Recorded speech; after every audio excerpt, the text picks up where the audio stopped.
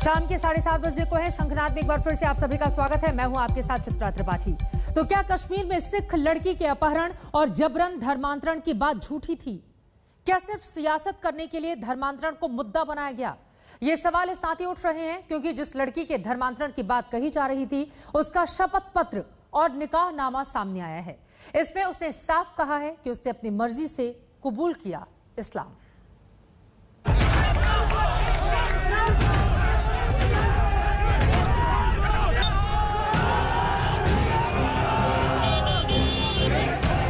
आसमान सिर पर उठा लिया था।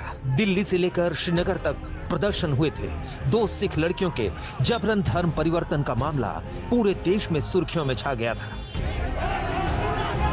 हमारी बच्चियां कल में 2 बच्चियां, एक मनमीत एक धनमीत, 2 बच्चियों का जबरन गन पॉइंट के ऊपर अगवा किया गया। उनका निकाह पढ़ा गया और 50 साल के आदमी के साथ पढ़ा गया।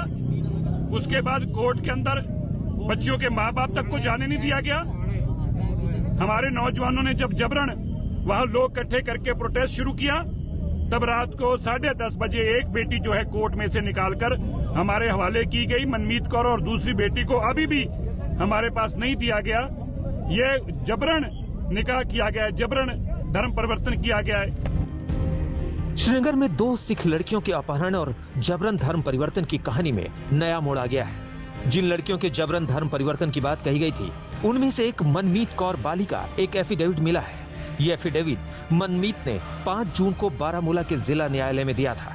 मनमीत ने एफिडेविट के साथ कोर्ट में निकाहनामा भी दिया था। इस एफिडेविट में मनमीत ने धर्म परिवर्तन की बात भी कबूल की है। मनमीत ने कोर्ट में अपनी सुरक्षा की गुहार भी लगाई थी। मनमीत के शपथ पत्र से धर्म परिवर्तन की पूरी कहानी ही पलट गई है। श्रीनगर के रैनावाड़ी की रहने वाली मनमीत का अफेयर पड़ोस में ही रहने वाले शाहिद नजीर से हो गया था। अपने शपथ पत्र में मनमीत ने जो लिखा है वो चौंकाने वाला है। मनमीत के शपथ पत्र में दर्ज है कि उसने अपनी मर्जी से हिंदू धर्म छोड़कर इस्लाम को कबूल किया है। उसने साल भर पहले ही इस्लाम धर्म को कबूल कर लिया था।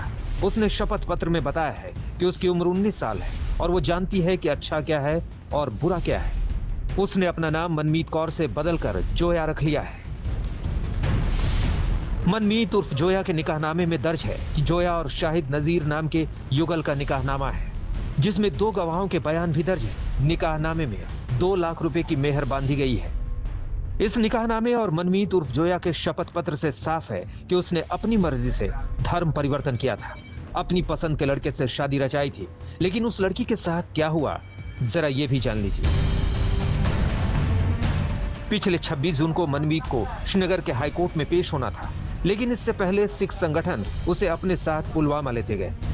पुलवामा में शादी मर्द के गुरुद्वारे में मनमीत की शादी सुखप्रीत नाम के एक सिख युवक से करवा दी गई।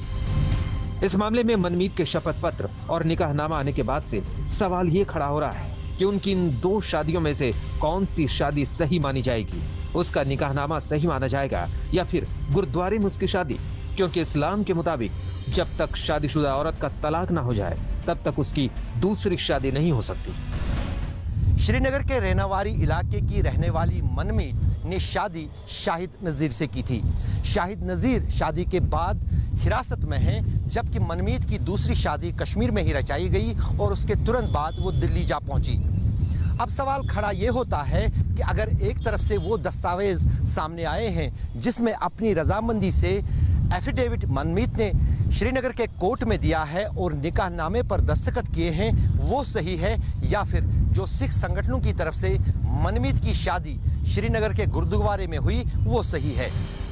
सवाल ये भी है कि इस निकाहनामे और हलफनामे में कितनी सच्चाई है। ये कागजात सच्चे हैं या झूठे? लड़की का दावा सच्चा है या झूठा, ये तो जांच के बाद ही सामने आएगा। फिलहाल तो शाहिद नजीर पुलिस की हिरासत में है और मनमीत सिख युवक सुखप्रीत से शादी के बाद दिल्ली में। फिलहाल इतना तो साफ है कि जिस अंदाज से पुलिस की तरफ से परिवारों पर दबाव बढ़ रहा है, उस बीच कोई भी व्यक्ति इस पूरे मामले पर बात करने को तैयार नहीं है। लेकिन शाहिद नजीर के वकील ने यह साफ कर दिया कि उन्होंने श्रीनगर के कोर्ट में अर्जी दी है ताकि शाहिद नजीर को बेल मिले। जिसकी गुंजाइश फिलहाल आज पूरी तो नहीं हुई, लेकिन सोमवार को उम्मीद जताई जा रही है। तारिक लोन और रऊफ अहमद के साथ अशरफ वानी, श्रीनगर आज तक।